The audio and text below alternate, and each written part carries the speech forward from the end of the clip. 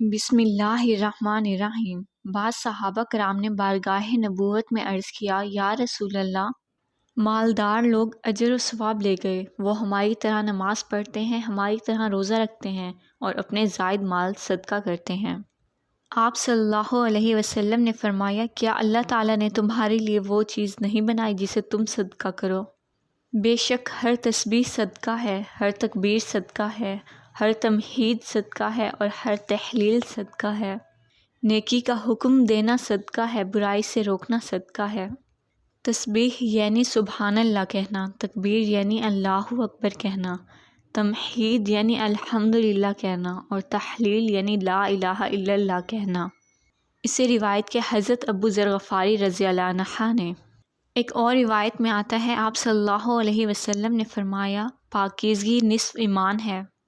الحمدللہ ترازو کو بھر دیتا ہے، سبحان اللہ اور الحمدللہ زمین و آسمان کے درمیان کو بھر دیتے ہیں۔